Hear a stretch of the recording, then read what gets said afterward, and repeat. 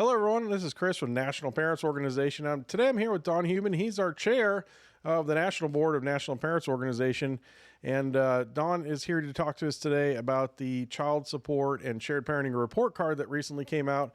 And he's going to tell us all about the report card, how they came up with it, and what it really means for advocates that are trying to get shared parenting laws passed across the country. So, Don, thanks for coming on today. Well, thanks for having me, Chris. So, Don, this report card, the National Parents Organization has been doing report cards now. This is, I believe, the second one that the National Parents Organization has done, and it's very different from the last time that it was done in 2019. What's really different from the last time that this report card was done?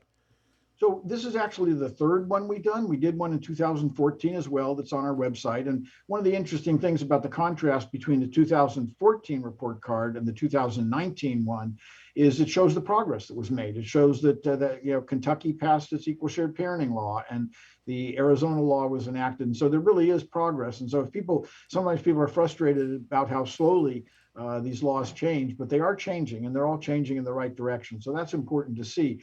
But the earlier report cards were really about the state's child support statutes. Do their laws facilitate shared parenting? Do they encourage shared parenting? Do they create a presumption in favor of shared parenting? That's what we did in the previous ones. The 2022 child support and shared parenting report card is really not about the state's child custody laws at all.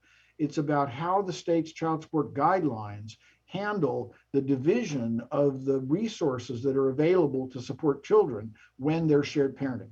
So the question is, we believe that both parents have an obligation to support their children in proportion to their capacity to do so, so that there's a pool of money that we're assuming is being used for the benefit of the children.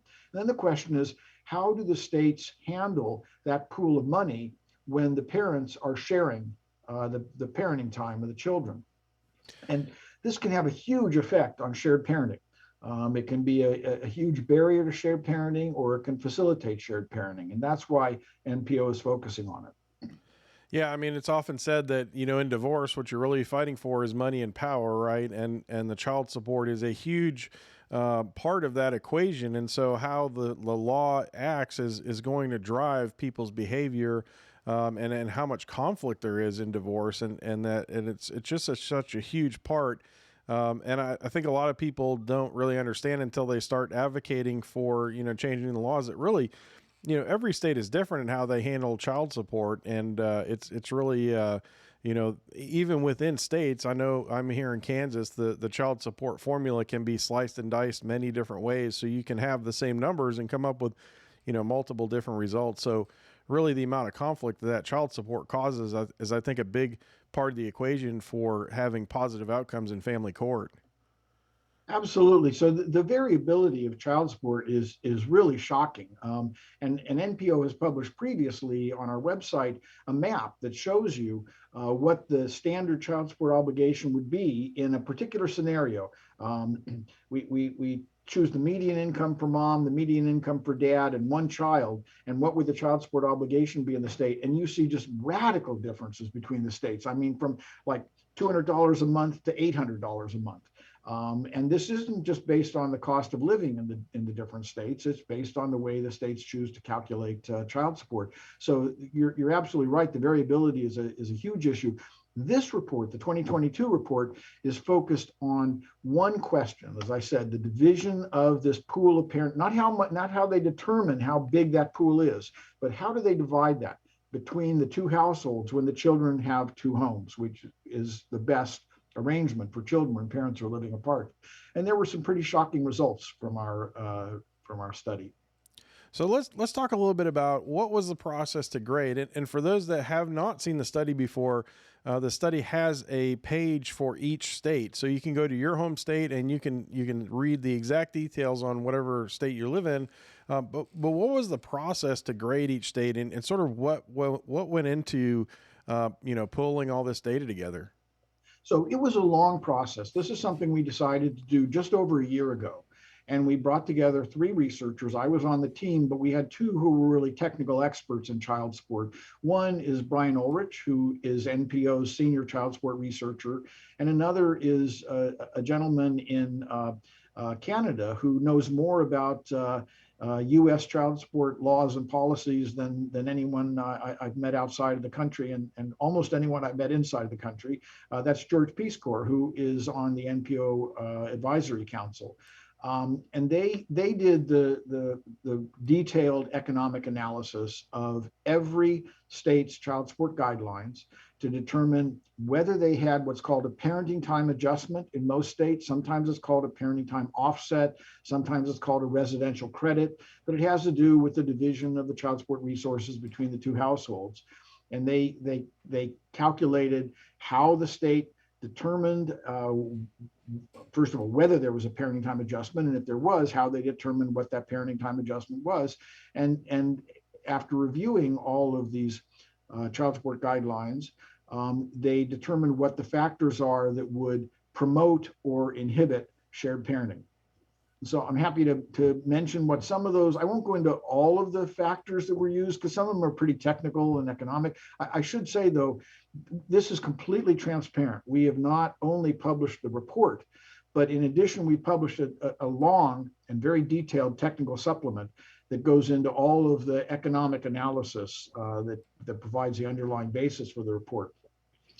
Some of the primary factors are pretty straightforward and pretty easy to understand. I'm happy to discuss those if you want. Well, yeah, one factor I would really like to talk about is the so-called cliff effect, right? Where, there are situations where if a parent has 49% time, then they pay so much money in child support, and if they have 51% time, they pay a smaller amount, right? And that's a so-called cliff effect. I think other states do it, so it's not so dramatic. But I think that's a pivotal part of this study, isn't it? It is absolutely. So maybe even before talking about cliff effect, the first surprising result was that 9 of the, and I'm going to say 51 states, we looked at District of Columbia as well. It's not a state, but it's just easier to say 51. But 9 of the 51 states had no parenting time adjustment at all. And what that means is that a parent who's paying child support will pay the same amount if that parent never sees the children, never has any expenses on the children at all, or if that parent has them in his or her home 50% of the time. And that's just an enormous deterrent to shared parenting. Now, in those states, that parent can go to court and ask the court to find that there's a basis for a deviation and deviate the child support guidelines then. But that's expensive. It encourages conflict between the parents because the paying parent goes in and says, I want to pay less. Well, of course, the other parent is saying, I don't want that parent to pay less. And so you generate conflict between the parents. And it takes time to do this. And the result is unpredictable because there are no guidelines. This is, courts can do whatever they want in that case. So those 9 states got Fs. They had a 0 on a scale of 1 to 100. We graded on a scale of 1 to 100. They had a 0. They didn't even try to divide the child support funds between the children's 2 homes. They said, we're going to put all of that money in one household, forget about whether the children are supported in the other household. Now, you asked about cliff effects. Well, that actually constitutes a huge cliff effect because usually if you have the children more than half the time, you'll be the child support recipient. Less than half the time, you'll be the child support payer. So there's a huge cliff effect there right at the 50% thing for most cases. But many states that have a parenting time adjustment have huge cliff effects. 17 states have cliff effects that make a difference of more than 30% in a child support obligation based on one additional overnight. So if you have the children in your home, if you're paying child support payer and you have the children in your home 120 overnights, you'll pay one amount. 121 overnights, 30% less. Well, you could not find a better way to generate conflicts between the parents than to have a huge economic difference turn on a minuscule difference in parenting time. It makes no economic sense. It's not as if At 120 days, you don't have to have a room for your children. You don't have to transport them. You don't have to feed them. 121, suddenly everything changes. It's ridiculous economically, but it's not just silly ridiculous. I mean, it generates conflict. It creates conflict. And anyone who knows divorcing couples knows they don't need another reason to have conflict. And the state shouldn't be producing conflict. So that is one of the factors, the cliff effect factor. So is there a parenting time adjustment? Does the parenting time adjustment have a cliff effect? Those are two of the factors we looked at. Yeah, there's certainly parents, in the divorce court don't need any other reasons to have conflict. In fact, that's a big mission I think as part of the NPO is trying to figure out how do we get conflict out of the divorce courts. So I want to ask, you talked about the variability, from state to state. Is there any effort nationally to try and reduce that variability, or bring things more in line? Is there any movement nationally for that?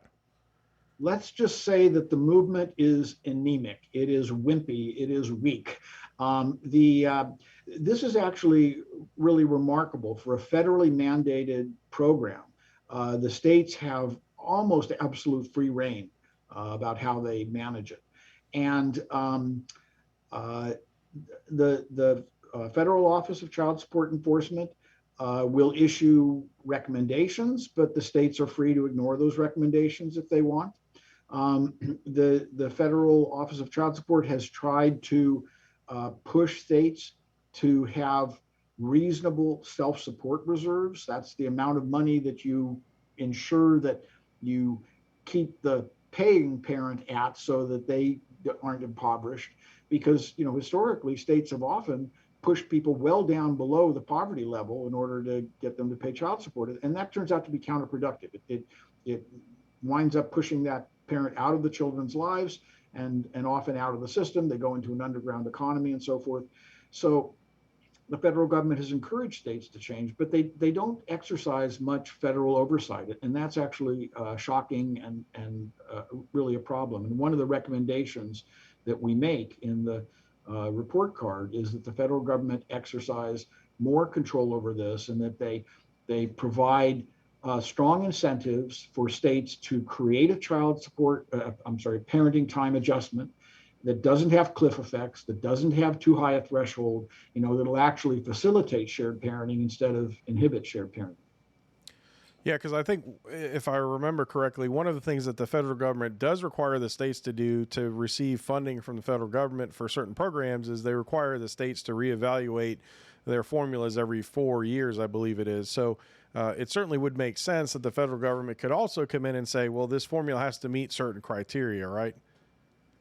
Now, the federal government subsidizes the state's child support enforcement agencies, but they also have, in addition to that sort of basic subsidy of paying 2/3 of the administrative costs, they also have incentives.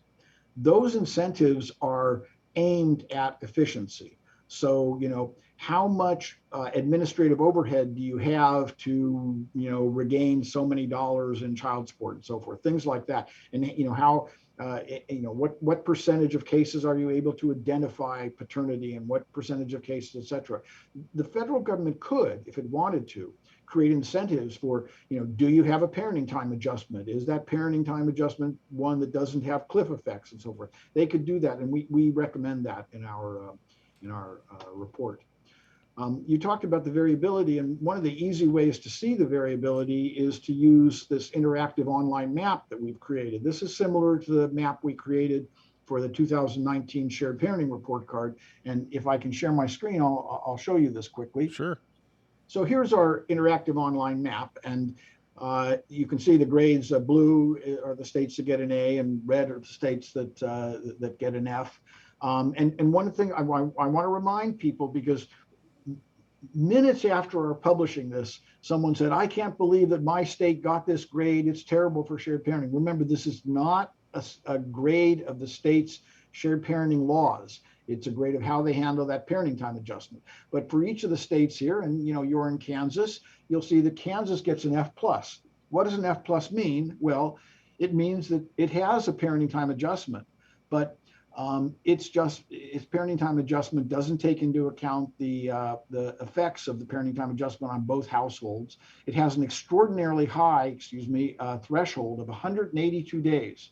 So before you get a parenting time adjustment in Kansas, you have to have your kids with you 182 days.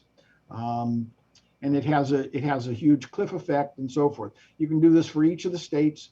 Texas, for example, um, it gets a flat F. It has no parenting time adjustment at all. Um, California, which doesn't have the strongest laws in the country for shared parenting, does a good job of having a parenting time adjustment that divides the combined child support obligations between the two households. Now, that doesn't mean that California's child support guidelines are great for shared parenting overall, because they have pretty high guidelines. And so while they divide the amount in an equitable way, they calculate that base amount poorly. But this is an easy way to see what's happening in your state, to see the variability between your state and other states. And you asked about how advocates can use this. One of the effective tools that we found is to point out this variability, point out how arbitrary it is. So for example, those in New Mexico that gets a D minus, they can compare what happens to a family in Mexico to what happens to a family in Arizona or in Colorado, which are both do a better job, et cetera. Um, and you mentioned excuse me, why am I, here we go. Yeah, you mentioned the individual state pages. So in our main report, which is available on our website, we do have, in addition to the overall grading, we have an individual description of each of the states, what the pluses and minuses are for each of the states. And I mentioned that we also publish a technical supplement. Let me share that for just a moment. This is not for the faint of heart. It is a technical supplement, but you can see that we go into great detail about the methodology that's used to generate the parenting time adjustment, the fact that there are cliff effects in different states and how serious those cliff effects are, et cetera. So if anyone wants to take a deep dive into the methodology, they can do so by looking at the technical supplement that's available on our website. And both the child support report card and the technical supplement are downloaded from the website, correct? Right there on the website, if you go to the main website here, you'll see it's the banner at the top, and we have the interactive map, which I just showed you, the main report, and the technical supplement.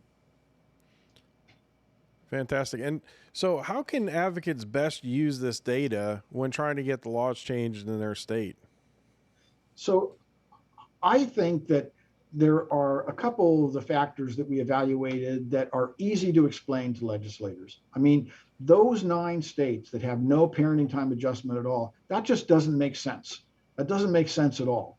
Why should a parent who is, raising his or her children, in his or her home, pay exactly the same amount of child support to the other parent as a parent that never sees the children, right?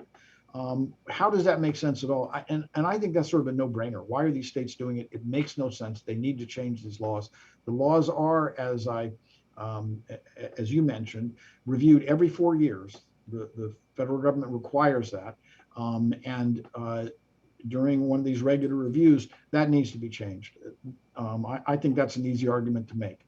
The cliff effects are another one that's clear, or the high threshold. Those are deterrents to shared parenting. And as I mentioned earlier, I think pointing out the variability between what happens to a family in your state and what happens to a similar family, just across the border in a neighboring state, is a very effective way of getting legislators to see that the child support guidelines often have no rationale at all. And they're not sacrosanct. They're not something that economists have studied closely and given a good justification for. So I think that helps make the argument for changing it. Yeah, those are all really great points. So, what's next for National Parents Organization as far as continuing to do the report cards? Is there anything on the horizon? Are we going to continue to look at this from a support perspective and a shared parenting perspective? What's next on the horizon? Well, this has occupied our research activities for this year, but we will be doing an updated shared parenting report card like the 2019 one on statutes, and we'll of course there be happy to report that Arkansas just a year ago, last April, passed a very strong equal shared parenting law, and we're hoping that we're going to be able to report that a number of other states have as well. For example, West Virginia has just passed a strong equal shared parenting bill through both chambers of the House, both chambers of the legislature, the House and the Senate, and it's currently on the governor's desk. We expect it to be signed or to go into effect without the governor's signature soon, so we'll be able to add that. We now know that there are at least 22 states that have shared parenting bills pending in the legislature, and some of them are getting significant traction. And so we hope we'll be able to update that 2019 report to have more successes there for shared parenting. So that's one of the things. The other thing, though, is this. It's become increasingly clear that child support is a problem for promoting shared parenting. The child support policies and laws are. And we're working with a number of other organizations to really affect change. We want to move beyond identifying what the problems are to actually making the changes to improve them.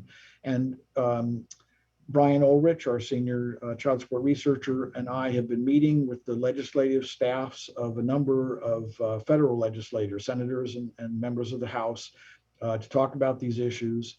And we're working with a number of other organizations to transfer the research that we have done on child support into effective action.